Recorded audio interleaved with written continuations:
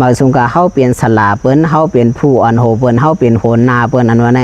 ย้อนขอความดุกดองเฮาหลายๆก้อยเสเฮาอย่าไปยุ่มกำเดียวเฮาหลู่ได้หมดเตียบตัดเฮาหลู่ได้หมดทัดสร้างในอยู่เกี่ยวได้ลองได้เสเซาดีมากใครนี่ศาสตร์อันนึงศาสตร์อันนั้นก็เปลี่ยนศาสตร์กุกุราในอยู่กุกุราในคนกูก็วนว่าติยามยินกันอยู่ลองศาสตร์อันนั้นศาสตร์อันในพระลองเฮาเปลี่ยนสังหลาป้อในซึ่งพระอันลองเฮาเปลี่ยนมาอยู่เปลี่ยนมาอันเตียนมีเจ้าเสอันอยู่จอมวานจอมเวงนั่นนั้นมีอยู่ว่านึงอันเป็นคุณเอาคำไหนกว่าเหลที่สวนเซอมันเมื่อกว่าเหลเสขึ้นปอกมาอยู่นั้นไหลมาญาผลอยู่อันเป็นล่อเขาโคเขาก็ย่ำกว่าหมดผัวโคเขาย่ำกว่าเย้าเขาก็สั่งเอาล่ออันนั้นมาไว้ในหางหออยู่อันดีมัดโหล่ออันนั้นดีห้องล่อนั่นเอาสั่งเฮ็ดไว้แหละป้อไหนซึ่งเอาหนังเสือเสเฮ็ดไว้อยู่เผื่อว่าล่ออันนั้นไหลย่ำผลเอาป้อไหนซึ่งเป็นหนังเสืออันที่เขาเฮ็ดล่ออันไหน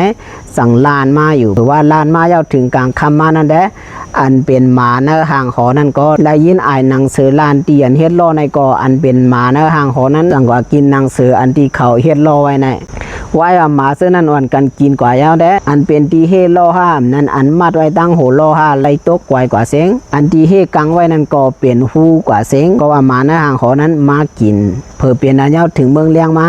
อันเป็นซื้อขานเขาในสั่งมาหันอยู่ว่ามาหันยาวล่อนั่นไล่กว่ายาวซื้อขานเขาก็สั่งวนอยู่ป้อเฮาลาดว่าอันเป็นหมาในหางหอในกินป้อในซึ่งคุณเอาคำตีหลาเฮาตีลาดว่าเฮาต้วยดีๆเป็นสั่งอยู่ในหางหอย่อมต้วยหมาในหางหอดีๆเป็นสั่งอ่ำเปิ้ลล่อดีๆเป็นสั่งเป้ลงลืมในเสคุณเอาคำตีนี้ทั้งพี่เราเสตีสร้างปันตามตายเฮาก็สั่งเป็นไรเขาสั่งวนซึ่งนั้นอยู่เผื่อเขาวนซึ่งนั้นแล้วเขาสั่งว่าถึงลาดคุณเอาคำว่าอันเป็นหมามากินได้อ่ำเจอหมาในหางหอเป็นหมาอันอยู่ตั้งนอกเวียงบนก็ว่าเขาลักเขามาตีพักดูแลเผอก็อ่ำหันเขามากินเสเขาขึ้นออกกว่าเย้าค่ะเขาจังเอาลองตั้งอันไหนกว่าลาดถึงคุณเอาคำอยู่เผื่อคุณเอาคำไรยินซึ่งนะเย้าเปลี่ยนอันโตซาออกเตะคุณเอาคำก็สั่งลาซื้อขานเขาว่าเฮากว่าเฮียมแบนหมาดังโมดังเสียงอันมีอยู่หิมขอบวานอันมีอยู่หน้าวานอันมีอยู่หน้าเวียงนั้นดังโมดังเสียงในตั้งซื้อขานเขาอยู่กำนันซื้อขานเขาก็ซ่อมหนังคุณเอาคำลาดก้อยจังกว่าหาเฮียมตายแบดหมาอันมีอยู่หน้าวานอันมีอยู่ซ่อมแขบวานเจ้านั้นเมื่อเขาย้ำนั้นหมาเขาในก็กูอันเขาได้มาเฮียมเส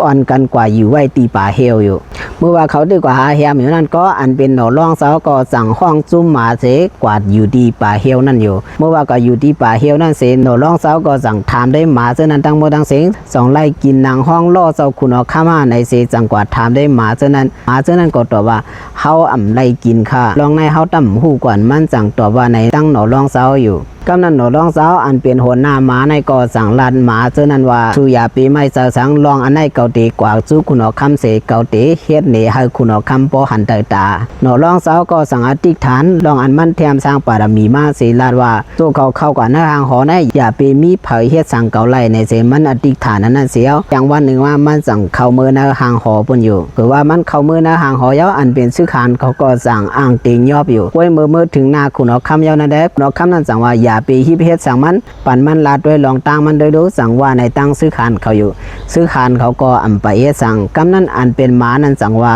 คุณเอาคำเจ้าเหียมตายเป็นหมาตั้งโมดังเสียงอันอยู่หิมซ้อมวันอยู่หิมซ้อมเขียบวันเจอนั้นห้าในตั้งคุณเอาคำอยู่คุณเอาคำก็ว่าก็ว่ามันมาย่าล่อก็มากินล่อเขารู้มันสั่งว่าในอยู่กำนั้นเราลองเจ้าคุณหมานั้นก็สั่งว่าลองอันในเพราะว่าเจ้าคุณเอาคำเอาใครหูเต้เพราะในซึ่งคาตีทัดช่างหนีก้อยมันสั่งว่าในอยู่คุณเอาคำนั้นก็สั่งว่าไรก้อยก็สั่งว่าเมื่อทัดช่างหนีไรได้เมื่อตีไรตายตีในหน้าในตั้งอันเป็นคุณมาหนอลองเจ้าอยู่หนอลองเจ้าก็ว่าไรในตั้งอันเป็นคุณเอาคำนั้นหนอลองเจ้าก็สั่งลาดว่าอันตีย่าล่อมาเจ้าเขาไหนอ่ำเจอมาอันอยู่หน้าวันอ่ำเจอมาอันอยู่หิมขอบวานในมันเป็นมาตีเลอละเพราะในซึ่งมันเป็นหมาในหางหอเจ้าห่อมันจังว่าในอยู่กำนั้นคุณเอาคำสั่งว่าเมื่อมีเงาหักซากสีสังเฮ็ดสั่งเมื่อมันนี่หมาในหางหอก็แน่